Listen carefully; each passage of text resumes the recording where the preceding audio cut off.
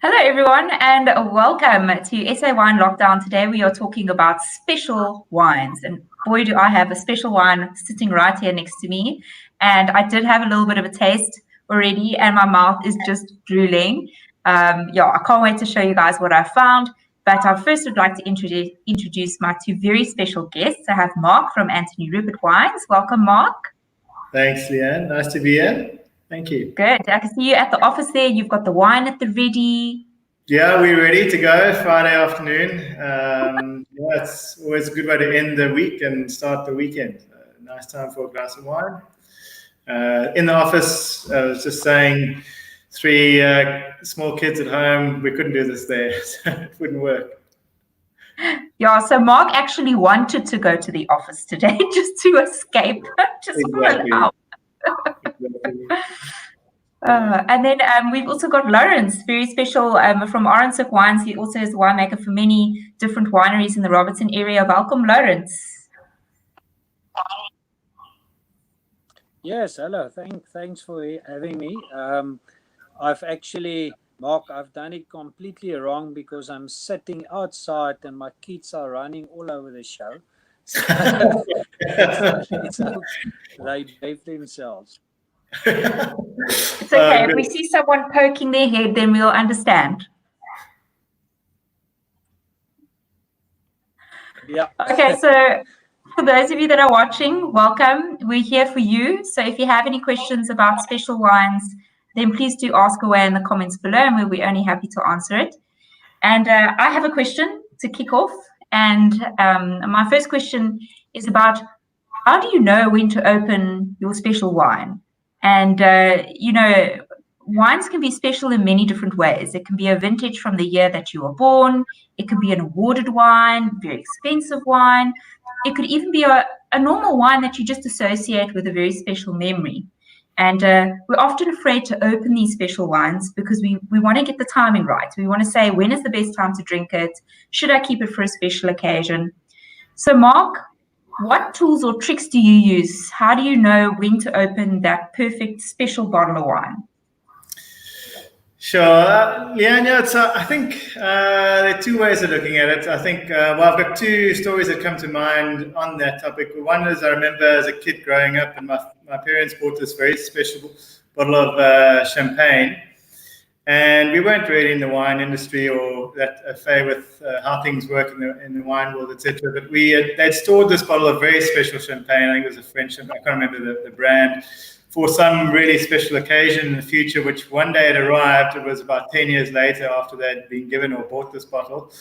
And when they opened it, there wasn't even a pop. There was no gas in it. So it was a total disappointment after all this expectation about, this really special champagne bottle that was going to be for the celebration. So that was a disappointment. It can end up being more disappointing than you anticipate. And then the other one that was on the complete opposite side of the spectrum was we went up to the garden route about a couple of years ago, and as our family, and we arrived there late Friday night. I'd packed it was our first night away on a bit of a break, and I packed some special wines and so on. And amongst others, there was this beautiful Bordeaux claret bottle that we didn't really know the history of the wine, etc. And we got there, we were tired, and we made a little pasta on the stove, something really simple, pasta bolognese or something. And I decided, let's crack this bottle of red French claret, and it ended up just blowing us away completely. It was just the most incredible wine, and we didn't have any expectations opening it either. It happened to be the Margaux second label, La Pavilion, I think it was. And it was just astounding how beautiful this wine was. And there we were having a simple meal, pasta, without any, as I said, preconceived ideas about the wine. We didn't know what we were in for, and it just really blew us away. So I think wine shouldn't be something that you keep putting away for some special occasion. I think, celebrate it when you feel the moment is right too. Don't keep postponing it. Enjoy the wines. They are there to be enjoyed. I think obviously in the categories, certain wines are going to age better. So if you can lay them down, some Pinot Noirs, etc., that take time to age, some Cabernets. for sure, put them down if you've got the patience. But also, I think it's important to pull that bottle that you've been looking at for a couple of months and pop the cork and enjoy it. There's no time like now. It might just lift and make your Friday night the best Friday night ever. And so I think there's a bit of restraint required, but also not too much. You just got to go for it and enjoy it. Yeah, and I love listening to those stories. It's often this big expectation that this wine is going to be absolutely amazing, and sometimes it can be a complete disappointment. That's right. Yeah. And other times it can be really great. So yeah. I guess it's just taking a chance, really. It's a little bit of a gamble. You're never going to know. Some wines come into the scenario with a lot of expectation, and they often can be disappointing. And some just really are kind of under the radar, and they really surprise you with how good they are. But a lot of that is also to do with the branding and the marketing of those wines that you're getting. And but I think essentially, don't be too scared. I always feel I don't have too much reservation to pop a really nice bottle of wine and just enjoy it, because that's what it's there for. And don't wait too long. Today is a good day. I agree. Yeah. So guys, don't wait too long. And now's the perfect time to open those special wines, especially today, because we are celebrating special wines, the SA Wine Lockdown. Lawrence, do you have any tips on when to open that perfect bottle of wine? Yes, I'm a firm believer that the perfect bottle of wine is equaling the moment you're in. I mean, I'm a very bad person when it comes to aging wine, storing them away. I rather buy the wine that I want and enjoy the occasion, because that's what I believe wine is about. Hearing about hearing about Mark's story about the disappointments in opening up maybe a special wine that you think is going to be fantastic and it's not. And what happened, for instance, with us the other day, we tried to store away some Pinot Noir that I got from a friend of mine from California, and as I came back to the house, and I've heard my wife came to me and she's like, "Lawrence, something bad happened." And I'm like, "Yes, how bad can this be?" And what happened was she opened the fridge and the bottle was stored upright in the side of the door, and it actually fell out and it broke, and that was quite disappointing. So for me, it's like, I try to, whatever we've got, if it's a nice bottle, I find a moment as soon as possible to enjoy it. And I think, that's wine. That's the beauty about it. Even sitting here with the Dash now, selected this wine because I think this time of the season, it's just, for me, a nice bottle of wine to drink. So yeah, it's for me a lot to do with the moment. Yeah, it is a lot to do with the moment, and I would definitely, I'm definitely with you on that. Try to hide your special wines away from those you love or those that you live with, because I've also had that experience where, like my mom or my dad would take a wine from the cellar, and just drink it, and I'll be like, "What are you doing? Don't drink that one." So I know exactly what it's like, and I can imagine if the bottle breaks or something like that, that's even worse. Lawrence, tell us what you are drinking this evening. Show us what you are busy sipping on.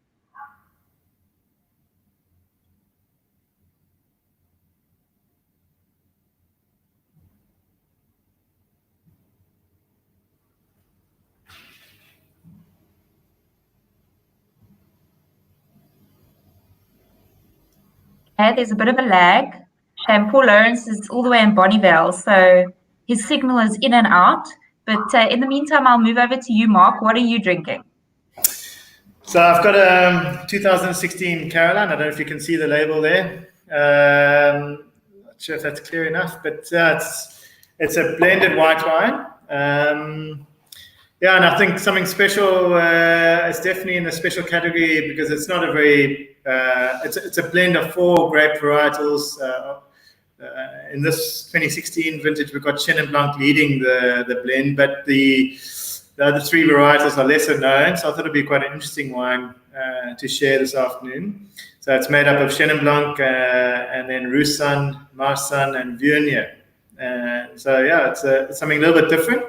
It's not something you'll notice on all the shelves everywhere, but it's a unique wine and something quite different, special. Yes, I must say I have tried those wines before. I've been to your tasting rooms to try them, and they are very special wines, especially for the warmer days. And what a lovely day to enjoy those wines and sip on those wines. Yeah. So this it's grown on our farm near Riebeek Kasteel. It's in the Riebeeksrivier ward. The farm is called Riebeeksrivier as well. And it's probably one of the most challenging wines to make as well, because there's so many different components that you have to work with. And Marsanne and Roussanne are very different varietals, and I think trying to kind of master each one before you master the blend is a challenge in itself, So it's quite a challenging wine to make, and one that I'm certainly still getting to know as we go along every year. So it's a nice, challenging wine, but it's a wine. I think it's a wonderful food pairing wine. It goes well with a lot of dishes, and it's a very nice textural wine. It's not your zippy Sauvignon Blancs. It's much more. It's a kind of textural food wine, if I can put it that way. And what is the retail price for that, Mark, or the seller price? $1.75 a bottle. Yeah, so quite pricey for a white wine, because you are buying quality, and some of those grape varietals are quite rare in South Africa too. That's right. Yeah. So the Chenin Blanc is old bush vines planted in 87, 88, and that's making up the backbone of this 2016. We have moved away from Chenin Blanc leading the blend slightly to highlight more of the Marsanne, Roussanne varietals in the blend. So the later vintages, we actually trying to diminish slightly the Chenin Blanc. It does still form the backbone in terms of its acidity in the wine. The Marsanne and Roussanne, they're very big bunches, quite fleshy grapes. And they've got this fatness and oiliness to them, and we pick them quite ripe, so they give you a lot of mouthfeel texture. And yeah, so we don't give a lot of oak on the wine either. It's the oak normally is about 40% on the wine in total, of which only 9% or so is new oak. So really trying to highlight the uniqueness of the varietals more so than anything else, But there's some younger vineyards. We've got a very special edition that's coming through this year for the first time, which I also do a little sample if time allows to talk about it. It's called Pic Bull Blanc. Now, we're the first to actually have planted and to be producing it this year. It's another Southern Rhone white varietal. And so we've taken our first grapes in the 2020 vintage, and it's really a varietal that's great in the blend in terms of adding acidity and freshness. So we're very excited about having our first wine in the cellar. It's until now unregistered in South Africa, so we're going to go through the process of registering it in South Africa as a wine cultivar for wine production. So yeah, very exciting times for this wine and the blend. Another added component to make things a little bit more challenging. But it's an incredible addition so far. What I've seen is really exciting, because we've got in the Swartland obviously a warmer climate, hot dry area, and after fermentation we're coming out with acids of 8.3, which is really high, which is going to lend a lot of freshness, and so I think it's got a lot of a big future, lots of potential in South Africa. Very small production. I've got 1,000 liters in the cellar, but it's pretty exciting. Gosh, that is very exciting. What exciting news for you guys to have to register all of that, and we can't wait to taste it, I'm sure. Yeah, so I'm looking forward to working with it in the blend later on in the year. So at this point, we've got all the components separate, and we'll probably start working at putting the blend together around June, July. So we'll have a good look at it then. That's great, and I bet everyone watching, you can't wait to get out of lockdown so you can actually stock up on wine again.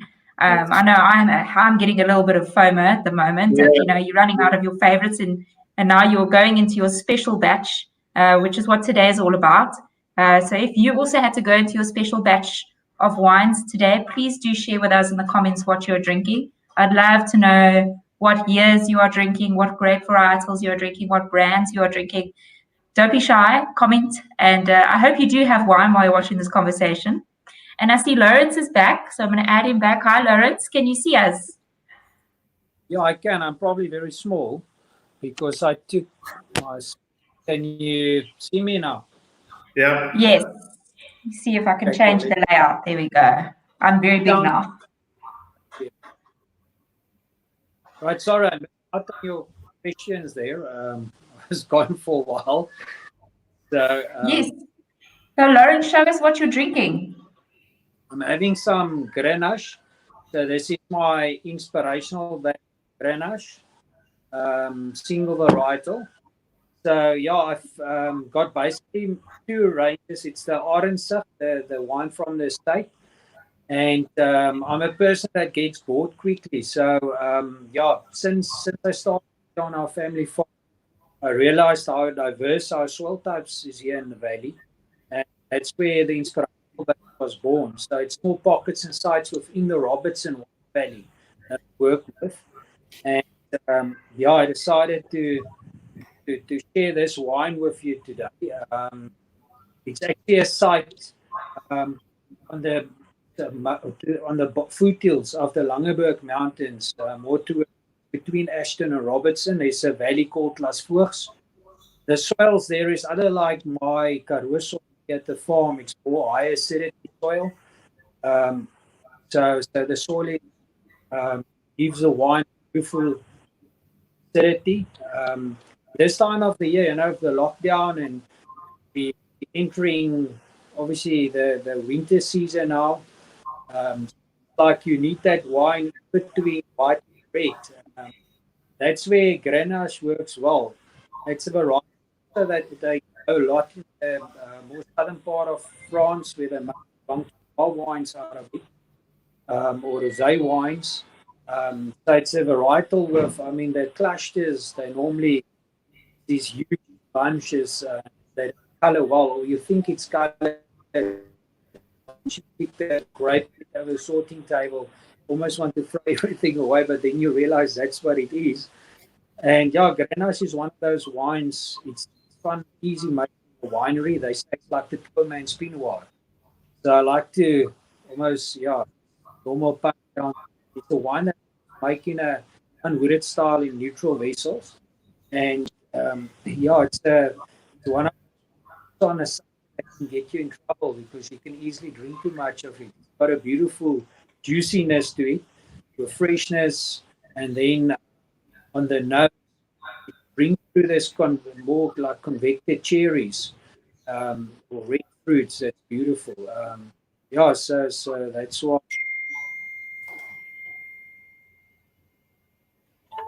Yes, and I love how you speak, about all your different vessels. And I actually have one of your wines that I'm drinking this evening.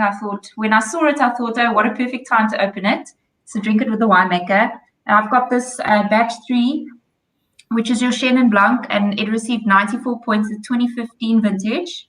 Received 94 points by Wine Mag, and only 2,500 bottles produced. So it's a really special wine, and I really like Chenin Blanc. And I wanted to show you guys the color. So yellow, well, gold, and it's just tasting absolutely wonderful. All the flavors there. And thank you for this wine. It's very nice. What vintage do you have? It's a 2015. Okay. Yeah. No, that's the wine is what's standing on the front of the bottle. Is it from Willem de Villiers, the grapes, or is it the ones clear from Robertson?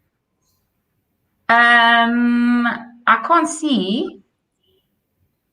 It just says inspirational batch 3. And nothing under the stuff. And on the top, in writing. Where? Here. Yeah, under the orange line. Way on top. Site specific. It just says site specific. Yeah, and then under the site specific, I normally say specifically where the wine is from. Because it says here intense white wine produced from 22-year-old Chenin Blanc vines. That's it.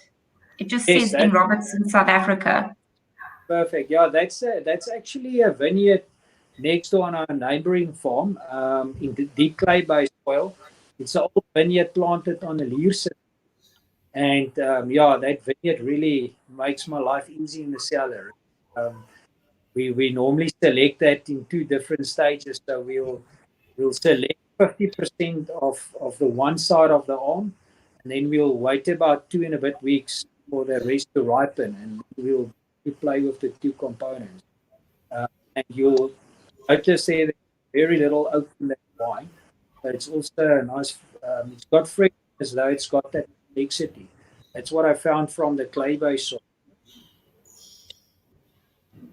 I must say there's a lot of fruit coming through, like exactly how you said, and not overwhelmed with oak. So very, very, very special wine. I've got some comments here, and Greg is actually saying Lawrence is a legend. So hard to get an appointment with him. So Greg, if you have any questions, now's your time to ask, because he's here and available.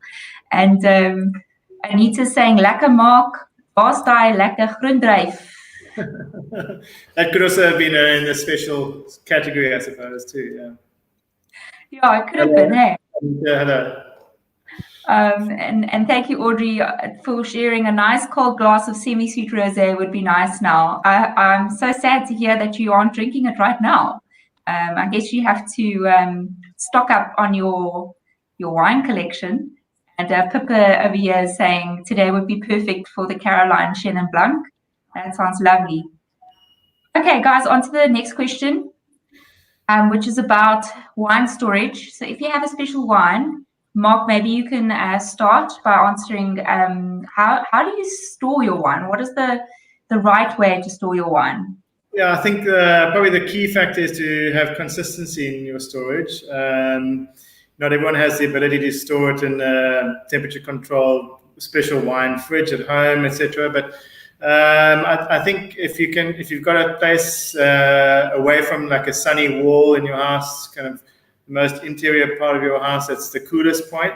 And also with if it's maybe a dark area, that you can put it under the staircase, or that's probably the best thing. I think the worst thing you can do for wine, especially wines under cork, are going to be temperature fluctuations. So you want to try and limit that.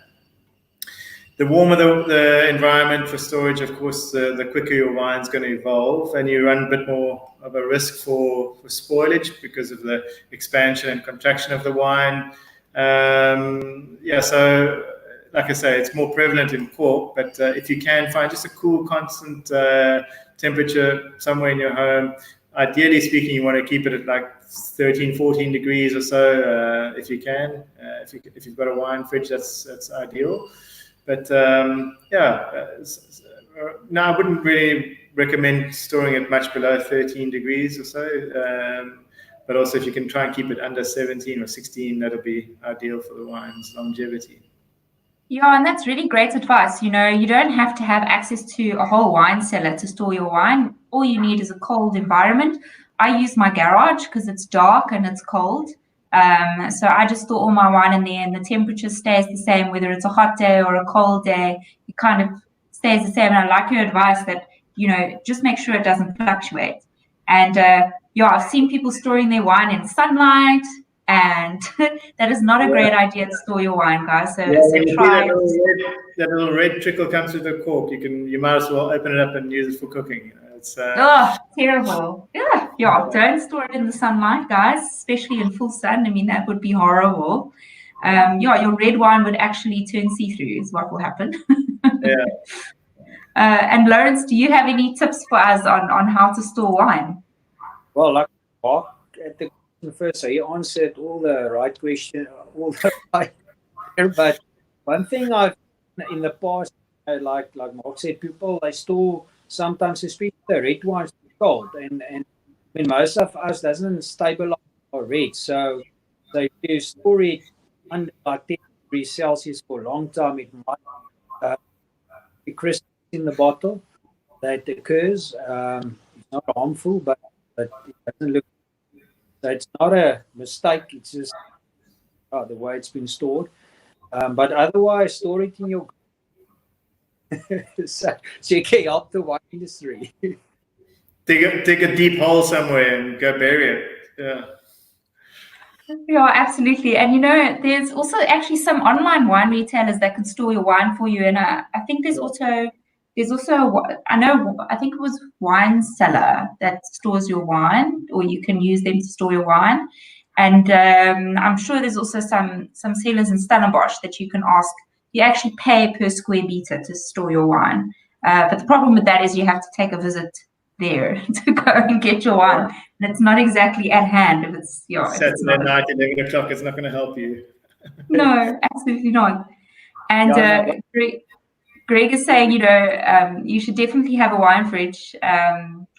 He placed it in the cupboard before in cooler boxes just to keep the temperature consistent. And I think a cupboard's a good trick as well. Not all of us can afford nice wine fridges. And if you can, then obviously that is the perfect way to store wine. And then he's also saying that Wine Cellar, they do pretty cheap minimum 6 bottle storage. So there you go. There's your advice for storing your very special wines. And then how do you know, speaking of storage, how do you know when your wine has gone off? I mean, for me, it's quite obvious. But for some people, they struggle, to find out what is wrong with the wine. So maybe, Lawrence, you can start off by giving us some tips on how do you know whether it's corked or cooked or oxidized, or there's all these names, but what are the key things that you need to pick up on when it's off? Well, once you open the bottle and you see the cork deteriorated, then you already know there's probably something wrong. And then, before you open it and you look at the gap between the cork and the wine in the bottle, you can also assume when there's obviously been a lot of evaporation, so meaning oxygen that went into the bottle, then that can also, that already most probably something wrong. Then when you look at the wine, the color, when it turned more like a brownish kind of color and it's not as white anymore, that can be a sign. Then when the wine just lacks fruit on the nose, when to smell it and when you taste it, it's like it's flat. There's nothing keeping the wine together. But then, maturation wine is also a personal. I mean, some people like their wines more oxidized than other people. I'm quite sensitive to that. Wines more youthful, where it's still a lot of fruit. For me, in South Africa, very seldom I've opened up a wine that's older than, that's in the 80s, that's still showing beautiful bright fruit, where I know some people will go crazy about some of those. So, that's a couple of tips. Yeah, and I also hear a lot of people saying, that you will smell certain smells, and I sometimes struggle with that. And I often have to taste it to find out if it is gone off or not. But a lot of people say that you'll pick up things like wet dog and cabbage and like things that you shouldn't really smell in a wine. Is that true? Yes, but it can also be not because of aging, but the wine can be corked, and that's it's probably just a bottle mistake. But yes, definitely. You'll smell if the wine is out of the ordinary. I always just say, trust your own smell and taste. If you're enjoying it, the wine is right. If it's like, it's off. So I say, don't try and complicate it. And your senses will kind of tell you. I love that. There's no in between. It's just black or white. You either love it or you hate it, and that's the end of the day what wine's all about. And Mark, maybe you can also just add to a little bit of tips on how do you know if your wine has gone off. Sometimes I taste a wine that is not fizzy, but it's fizzy, and that's obviously not a good thing, right? Maybe you can explain why it goes fizzy. I think Lawrence answered that question really well. He covered pretty much everything on that. But with fizz, it's an interesting one. You could, if it's really fizzy, it could be that it's fermenting again in the bottle, which is certainly not a good thing. But it's very noticeable. It'll have quite an active fizz to it. And that's definitely a big fault. That can happen when there's some residual sugar in the wine. and it starts fermentation again, especially if it hasn't been filtered sterile or very tightly, and you get some yeast getting going again, especially a bit of warmer temperature, and they can do their thing. So that's certainly something to look out for. But you can also get wines that are bottled with higher levels of carbon dioxide, CO2, and that's a parameter that people play with, especially in the white wines, where they like to bottle wines with a slightly elevated levels of CO2, which does give it a bit of a brightness to the wine, gives it a bit of a lift and freshness to the wine. So you find a lot of white wines have higher levels of CO2 in them, and that does help to carry the wines and preserve that freshness. But there's, of course, a limit to how much CO2 is enough, because if you're going too much, you'll start getting that slight spritz as well. But I suppose you'll get to know your producers and who's working with higher elevated levels of CO2, and you'll find varietals like Sauvignon Blanc will often have, probably of the white wines, you'll probably find Sauvignon Blanc carries the most CO2 levels in general. And then you'll find your wooded wines, for example, Chardonnays, etc., will have slightly lower levels of CO2. But it's spritziness can go over the top in certain cases, and that would be, I wouldn't call it a fault. It would be just a wine style variation, I think. Yeah, sometimes it can be difficult to tell, and sometimes you can end up drinking a glass like what I did. And Angela's asking here, can it ever make you ill if it's gone off and you still drink it? So if I can maybe just start off with answering that, I did actually drink almost an entire glass of wine that had been oxidized, and I didn't even know. I don't know how I didn't know, but I was like, this is a special wine. It tastes different. I'm going to drink it. And then halfway down, I was like, actually, what is happening? And then I realized that this wine is not okay. I was actually feeling a little bit sick the next day. But I don't know if that's a thing. I don't know if it was just me or if you can actually get sick from wine that's gone off. Lawrence? Yes. You're pretty desperate if you drink a wine went off. So, I can't see that it's really going to make you sick. Besides, if you drink too much, completely dehydrated, then you might get a hangover from it. But in general, I think it will just be so bad that you won't be able to finish the bottle in any case. Yeah, it's true. Hey, because I started drinking it and I was almost forcing myself to drink it. And that's why I like your advice, Lawrence. If you don't like it, then don't drink it. Because at the end of the day, that is what made me decide there's something wrong with this wine, is that I just couldn't finish the glass. And normally I would finish a glass. So, yeah, it makes a lot of sense. So thank you for explaining that. And Greg is saying here, it shouldn't make you ill, but you won't drink it if it's not nice.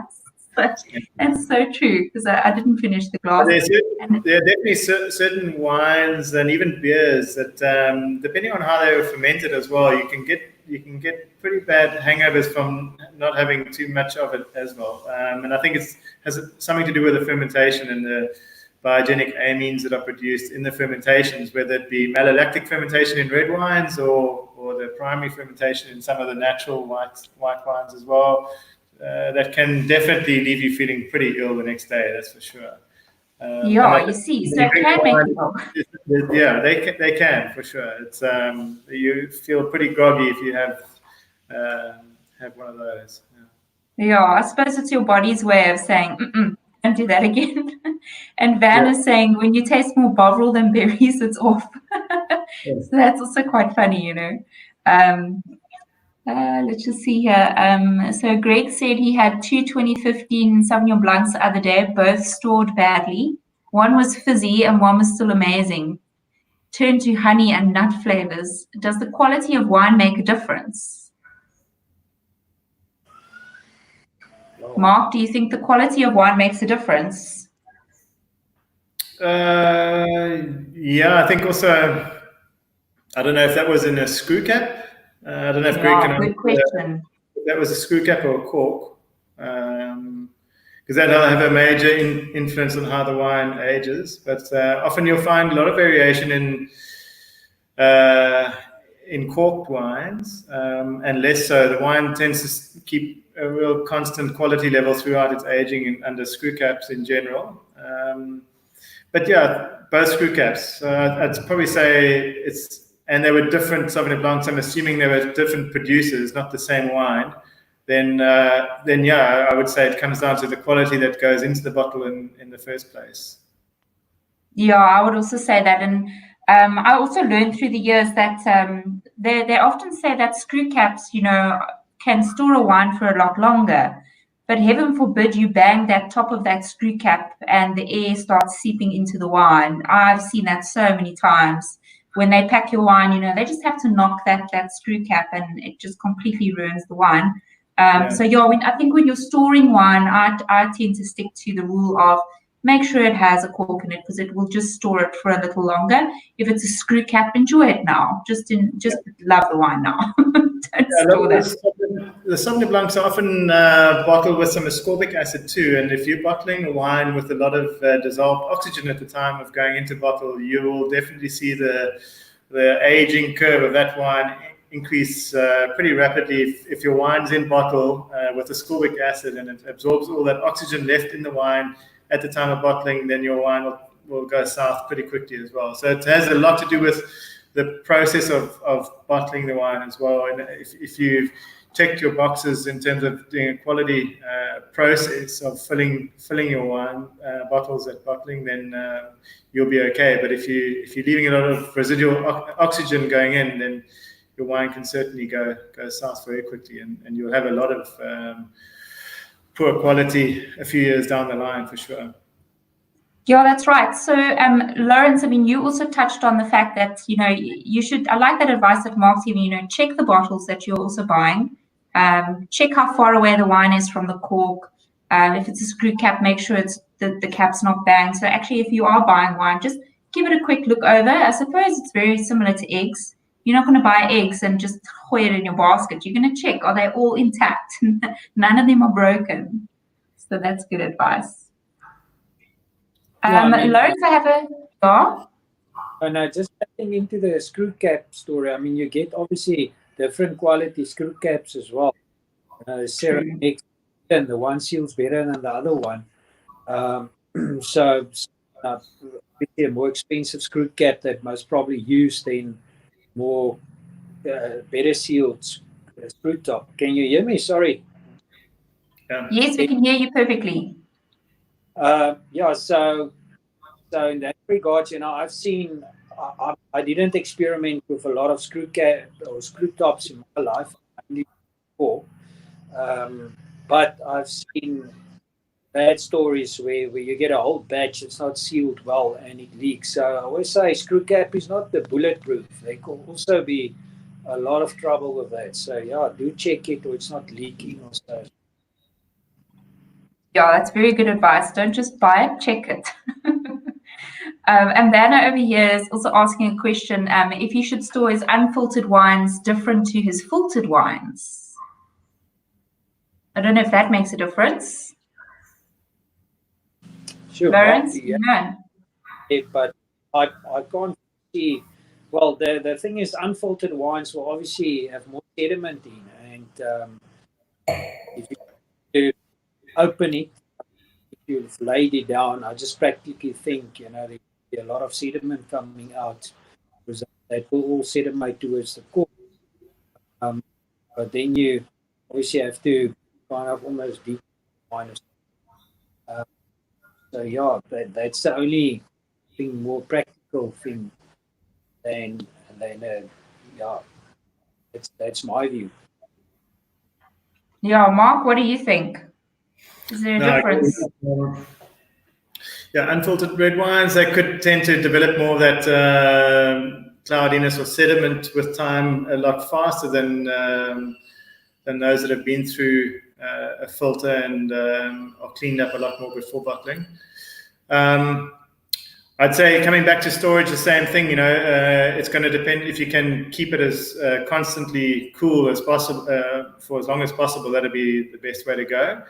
And then I'd also consider decanting those unfiltered wines too, because you'll find that the sediment will start depositing at the bottom of the bottle. So you can maybe just turn it upright for, say, 24 hours or so before you do want to open it. And then consider decanting all the clean wine off, maybe half an hour or so before you want to enjoy the wine. But you will inevitably find a little bit more sediment in those wines. So yeah, they won't be as sterile as something that's been through a filter and cleaned up. Yeah, and speaking of that, I mean, some people store their wine upright and others like lying down. And I like how you say you must put your bottle upright for 24 hours just to allow the sediment, if it is unfiltered wine, just to settle to the bottom. So is it recommended that you store your wine sideways? You shouldn't store it upways, right? Well, especially in a cork, yeah, you'd want to keep the cork wet. Otherwise, it starts drying out, and you can have some leakage happening. So the best way would be your horizontal storage. Yeah. Yeah, so there you go, guys. If you're storing wine at home, make sure it's lying to its side. Make sure that you keep that cork wet at all times. And Mark, you also touched on decanting. How do you know whether you should decant a wine or not? Yeah, I think generally you'd probably consider reds, decanting reds before whites. And decanting is something I think the older your wine gets, you've got to be more careful about decanting them too. But certainly the older the wines are, the more chance you'll have of having sediment. And essentially, decanting your wine would allow you the opportunity to separate the clean, clear wine from your sediment and leave that behind. So that's really the main aim of it. And of course, if you've got something that can be quite austere or a lot of firm tannin structure that certainly could benefit from decanting it just from the exposure to oxygen, say an hour or so before you want to enjoy it with a full-bodied red wine, even those Pinot Noirs that really can handle once you've decanted it, just to breathe a little bit, get that oxygen in, and just lift some of those aromas and soften the texture of the wine as well. That oxygen can have quite a positive effect on it. But if you've got a really old wine, then you want to probably be careful not to decant it for too long before you enjoy it, before it maybe starts oxidizing a little bit quicker than it otherwise would have. So yeah, essentially, I think if you can see any sediment in the bottle, for sure, decanting would be the best way to go. I think it's you wouldn't want to be drinking something completely cloudy and with a lot of sediment in it. So. Yeah, I agree with that. And it's interesting what you say about aged wine too, is not to let it settle in the decanter for too long, because those wines are generally quite delicate. There's actually a guy on Instagram that all he does is measure the time it takes for a wine to open up in a decanter. So you'll pour it in the decanter and you'll taste it every 15 minutes and tell you when is the perfect time to drink the wine. Yeah, wine is such an art, and I really love the elegance of decanting wine. It just looks so pretty. It does evolve with time in the decanter as well. So I definitely recommend doing it on a lot of the reds too. It's the wine really does evolve over time, and it's beautiful to monitor it as it goes. If you've got the patience to hold back and not finish it too quick, but it's quite interesting to see the evolution. Yeah, it's often the problem. Hey, you have to decant it and then you have to wait. That's all you can. It can be quite tempting, especially when you can smell those wonderful aromas coming through. Yeah, thank you. It sounds like you have a dream job. So working with wine all day has its upsides, also has its downsides, but more ups and downs, I would say. And Greg over here is also saying that he would rather pay 10 Rand extra for a cork, or however much extra, because the cork is so much classier. I totally agree with that, But these days, I must say that the screw caps have, exactly to what you just said, Lawrence, that there's some nicer screw caps that look really nice, They actually look like a cork almost. So, yeah, I think there's a lot of interesting things out there on the market, new things getting developed all the time. And I think we're going to start closing off now. We've got 10 minutes till 5 o'clock, and I'm sure you guys want to buy or eat or drink your wine and just enjoy being on lockdown. I know I'm looking forward to watching some TV. And Lawrence, tell us, what are you going to do for the rest of the afternoon? Well, here at R120 Farm, I'm doing some essential kind of farming still. So I must still go and see my workers, a couple of guys that's coming in to work. We're fortunate to actually still give them some jobs here because of the essential side. So I'll still go and see them off now at 5, and then obviously, yeah, I think the fire is already going. There's something we're so blessed here with a beautiful view from high above. So we love to enjoy that every evening with our girls. So yeah, tonight the braai will be on. And I must say, we as South Africans are so fortunate. People overseas where it's cold and there's no braai culture, we've got a lack of braai culture. It's just great. And you, Mark, what are you doing? We're obviously in the Platteland, Robertson. So that's awesome.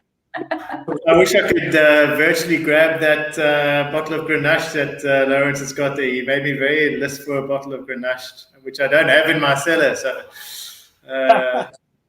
well, the problem with this lockdown is I have to drink my own wine, and that's actually flip it. I must say it's difficult.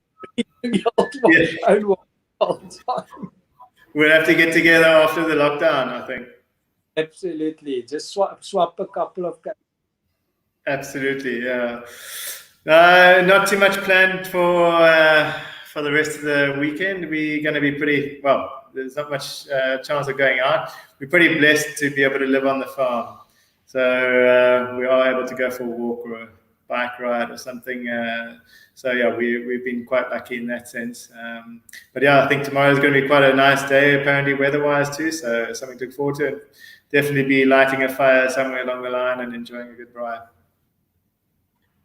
That's great. That sounds amazing. And gentlemen, thank you so much for joining us this evening. And thank you to the viewers for all your questions and for watching the video. It's been a pleasure having you on a Friday afternoon. And open up those special wines this weekend. Sip and enjoy. If you want to take photos, please upload them to social media. We'd love to see you use the hashtag SA1Lockdown. And we'd like to see what you have in your cellar. Don't be afraid to open up those very special wines. So without further ado, we'll say goodbye. Goodbye. Thank you.